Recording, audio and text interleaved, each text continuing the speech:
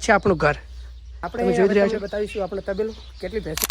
Hello મિત્રો, સ્વાગત છે આપણા બ્લોગમાં. આપણે બધા બ્લોગ તો બનાવતા જ હોય છે, પણ આપણા બ્લોગમાં કંઈક ખાસ જોવા મળશે. તો ચાલો આપણી સાથે. અને હું એવું નહીં કહેતો કે આપણા બ્લોગ પસંદ આવે તો જ પહેલાં કરજો, આપણા બ્લોગ પહેલાં જોઉં, તમને ગમે તો જ આપણે સબસ્ક્રાઈબ કરજો. તો ચાલો આપણી સાથે. અને હું આપણા બ્લોગમાં નવું અને તમને બતાવી જ રહીશું. તો ચાલો આપણી સાથે. તો આપણે વાત કરીશું, પહેલાં આપણા ફાર્મ હાઉસની મુલાકાત કરાવી દઈશું અને પછી આપણા તબેલામાં કેટલી ભેંસો છે એની વાત કરી લઈશું. તો ચાલો આપણી સાથે અને જોડ્યા રહો આપણી બ્લોગમાં, તમને નવીનતામાં જોવા મળતું જ રહેશે. તો ચાલો આપણી સાથે. આ છે આપણું ઘર, તમે જોઈ જ રહ્યા છો. અને આપણે હવે તમને બતાવીશું આપણો તબેલો કેટલી ભેંસો છે. તો ચાલો આપણી સાથે. આ છે આપણું નાનું તબેલો, તમે જોઈ રહ્યા છો. તો આપણે તમે જોઈ રહ્યા છો કેટલી ભેંસો છે.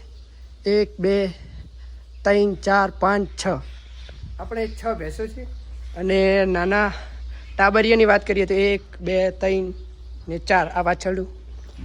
અને ગાયની વાત કરીએ તો 1 2, આમાંથી 2 ગાયો દોવા જાય છે અને એક આ ભેંસ દોવા ગઈ છે. એક આ ભેંસ દોવા દે છે. પહેલી ભેંસ, આ 2 નહીં દોવા દેતી.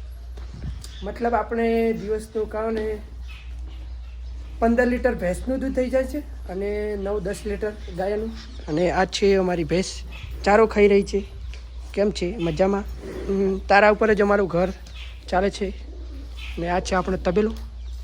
કુલ ટોટલ 12-13 ભેંસો થઈ જાય છે અને 2 ગાયો થઈ જાય છે, નાના મોટા.